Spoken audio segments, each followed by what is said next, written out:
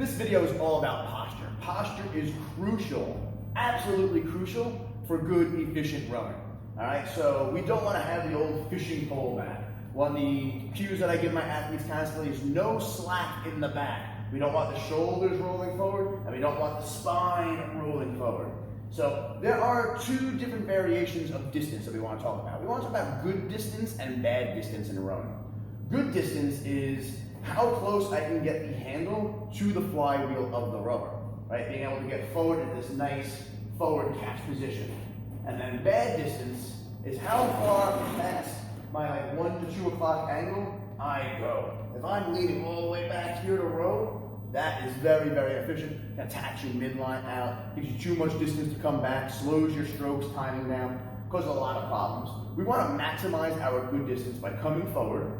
Of course, making sure that the feet don't come completely up as we do so, and that the knees don't flail totally out as well. We want to have that linear force driving forward. We want to make sure that we're staying up tall. The worst thing we can do for our spine is come forward and come back. Rowing is very much like deadlifting. We wouldn't be deadlifting coming up one segment at a time, right? That's just not going to be very efficient. It's a good way of hurting ourselves. But yet we see a lot of people rowing with that format. So I like my athletes to be able to sit on their butts, on the pad here on the seat, and make sure that they get a little bit of anterior pelvic tilt. Turn their hips forward so they can feel that sit bone underneath them, your ischial tuberosities. From here, imagining that their spine is tall and a string is coming out the top of their heads.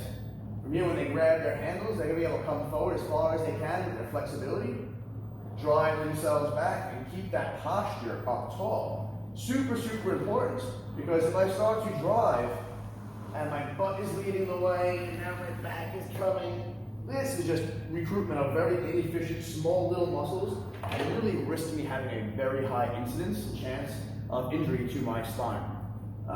So like I said, being up nice and tall, no slack in the back. I like to imagine that there's a hanger in the back of my shirt. My shoulders aren't being pulled forward, the shoulders are staying back as well, and that drive is coming through my legs and my arms with my back being nice and tall at all times.